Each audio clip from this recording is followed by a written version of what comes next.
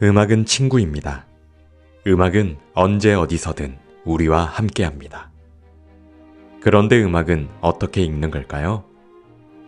음악을 시작할 때 겪는 수많은 어려움들 하나하나 풀어나가 보겠습니다.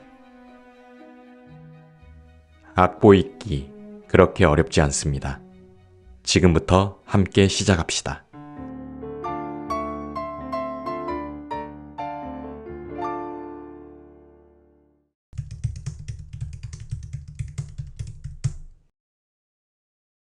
소리를 기록하려는 다양한 시도들. 수많은 작곡가들이 자기만의 언어로 음악을 써내려갔죠. 프랑스어에서 악센트가 붙으면 발음이 달라집니다.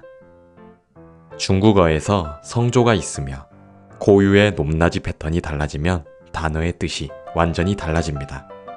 자연이 대답하는 소리 메아리. 산에서 야호 외쳐본 적 있죠? 잘 들어보면 야랑 호의 음높이가 다르다는 걸 알 수 있어요. 무심코 내뱉은 소리에도 높낮이가 있는 거죠. 음의 높낮이를 표시할 때 화살표보다 선 하나로 이어주는 게 훨씬 더 직관적이에요. 처음엔 선 하나로 음높이를 그렸죠. 한 개의 선보다는 네 개의 선이, 네 개의 선보다는 다섯 개의 선이 음악을 잘 담아낼 수 있게 되었습니다. 실제로 음악 기보의 역사도 그렇게 발전해 왔어요. 처음엔 선 하나로 시작했죠. 단순하지만 표현엔 한계가 있었어요. 그래서 4선, 그리고 마침내 우리가 지금 쓰는 5선보가 등장했죠. 5선은 단순한 선택이 아니라 수백 년 동안 음악가들이 찾은 가장 효율적인 방식이에요. 5선은 음악의 높이와 시간이 만나는 무대예요. 세로 방향은 얼마나 높은 소리인가, 가로 방향은 언제 들리는가를 알려주죠. 5선이란 5개의 가로선으로 구성된 음악의 기본적인 기록 공간을 의미합니다. 5선의 음자리표와 박자표 같은 기호가 붙으면 그때부터 음악을 적을 수 있는 보표가 됩니다. 5선 위에 음표가 올라가면 멜로디가 걸어가기 시작하죠. 5선의 줄과 칸은 아래에서부터 올라가며 세요. 맨 아래 줄이 첫째 줄, 그 위 공간이 첫째 칸이에요. 5선은 5줄만 있어서 너무 높은 음이나 낮은 음은 다 표현할 수 없어요. 그럴 땐 덧줄을 써요. 말 그대로 줄을 덧붙이는 거예요. 5선의 영역을 살짝 넘어서 더 위로 올라갈 땐 5선 바로 위에 생기는 줄이 위 첫째 줄, 그 줄과 다섯째 줄 사이의 공간은 위 첫째 칸이죠. 5선 영역의 아래로 내려갈 땐 5선 바로 아래 생기는 줄이 아래 첫째 줄, 그 줄과 첫째 줄 사이의 공간은 아래 첫째 칸이에요.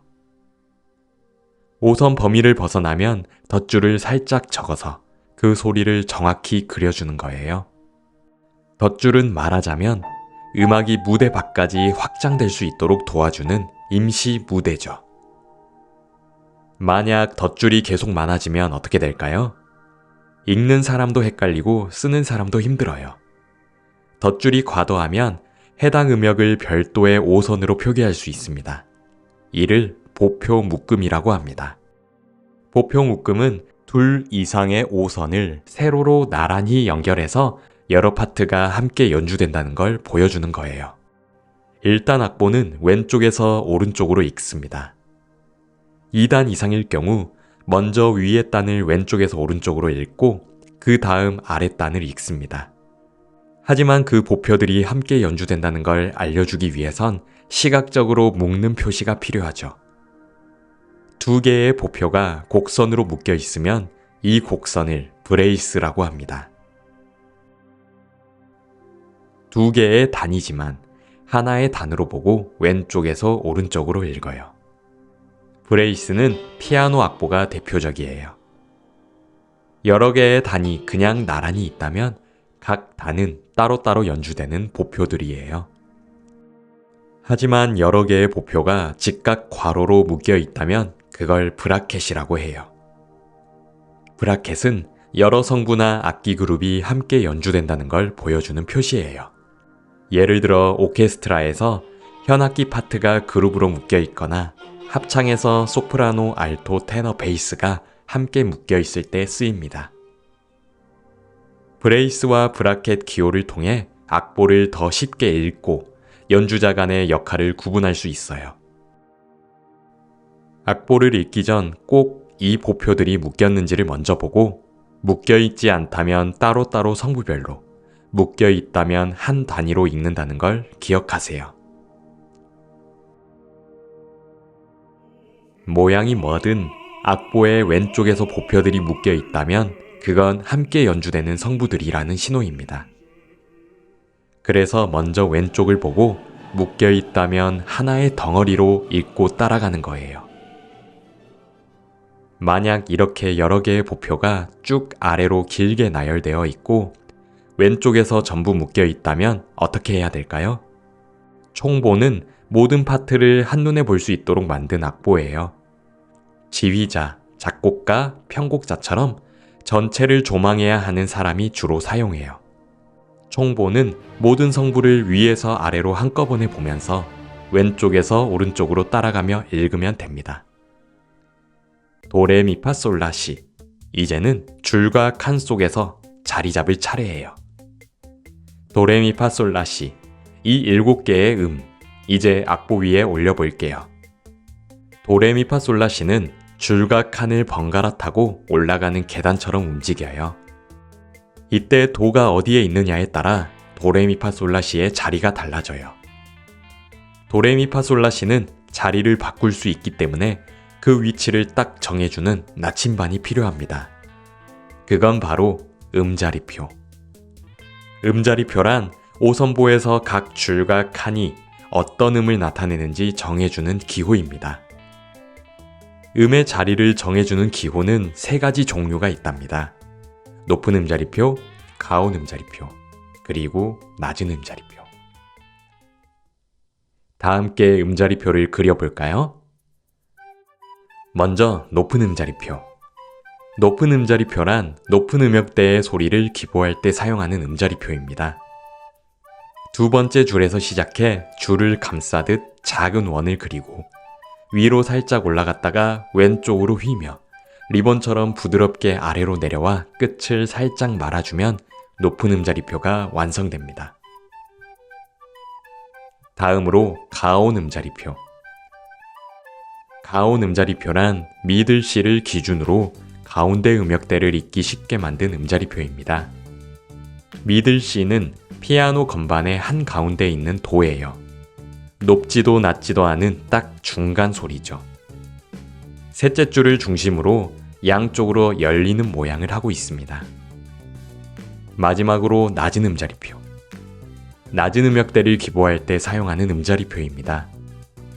넷째 줄에서 시작해 하트처럼 부드럽게 말아 올리고 줄 위와 아래 칸에 점 2개를 찍어 넷째 줄을 딱 강조해 주는 게 낮은 음자리표예요.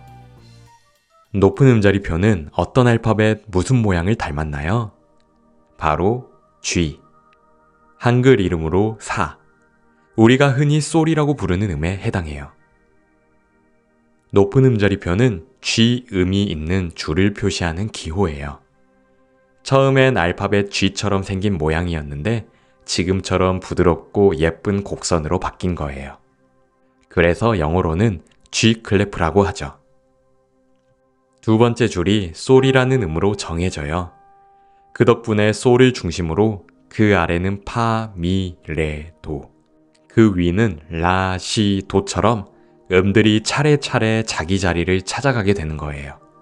예를 들어 이 악보에서 두 번째 줄이 솔이니까 그 위의 음은 라이고 한참 아래에 있는 도 음은 거꾸로 따라가면 찾을 수 있죠. 다음으로 가온 음자리표. 가온 음자리표는 어떤 알파벳 무슨 모양을 닮았나요? 바로 알파벳 C. 한글 이름으로 다. 우리가 흔히 도라고 부르는 음에 해당해요. 가온 음자리표는 C 즉 가운데 도가 있는 줄을 표시하는 기호예요. 처음에는 알파벳 C처럼 생긴 단순한 모양이었는데 지금처럼 양쪽으로 벌어지는 부드러운 곡선으로 바뀌었어요. 그래서 이 기호를 보면 여기가 도예요 하고 가운데 음을 알려주는 역할을 해요. 영어로는 C 클래프라고 하죠. 세 번째 줄이 도라는 음으로 정해져요. 가운데 도가 정해지면 그 아래로는 시, 라, 솔, 파, 그 위로는 레, 미, 파, 솔처럼 다른 음들도 도를 기준으로 하나씩 자리를 찾아가게 돼요. 예를 들어 이 악보에서 세 번째 줄이 도니까 그 위에 솔, 그리고 라 음을 찾을 수 있죠. 마지막으로 낮은 음자리표. 낮은 음자리표는 어떤 알파벳 무슨 모양을 닮았나요? 바로 알파벳 F. 한글 이름으로 파. 우리가 흔히 파라고 부르는 음에 해당해요. 낮은 음자리표는 처음에는 알파벳 F처럼 생긴 단순한 글자였는데 지금처럼 부드럽게 말려 올라가는 곡선과 점 2개로 바뀌었어요. 그래서 영어로는 F 클래프라고 하죠. 네 번째 줄이 파라는 음으로 정해져요. 파 음이 정해지면 그 아래로는 미, 레, 도, 그 위로는 솔, 라, 시, 도처럼 다른 음들도 파를 기준으로 하나씩 자리를 찾아가게 돼요. 예를 들어 이 악보에서는 넷째 줄이 파니까 그 위에 솔과 라, 그리고 도가 정해지죠.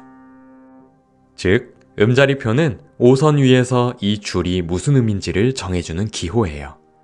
G, C, F라는 기준음이 어디에 있느냐에 따라 높은 음자리표, 가운 음자리표, 낮은 음자리표로 나뉘죠. 이제 거꾸로 생각해 볼까요? 무수히 많은 줄과 칸 중에서 특정 줄을 도라고 정해 봅시다. 그러면 나머지 줄과 칸은 자연스럽게 다른 음들로 채워집니다. 이때 11개의 줄에 음자리표를 그려봅시다. 높은 음자리표, 가온 음자리표, 낮은 음자리표. 음자리표가 서로 겹쳐 있어 헷갈리죠? 이제 옆으로 하나씩 빼볼게요. 다시 높은 음자리표, 가온 음자리표, 낮은 음자리표. 높은 음자리표는 두 번째 줄의 위치가 G라는 걸 알려주는 기호입니다. 가온 음자리표는 세 번째 줄의 위치가 C라는 것을 알려주는 기호입니다. 낮은 음자리표는 네 번째 줄의 위치가 F라는 걸 알려주는 기호입니다. 무수히 많은 줄과 칸들 중에서 각각의 음자리표는 5줄의 영역을 결정해주는 열쇠입니다.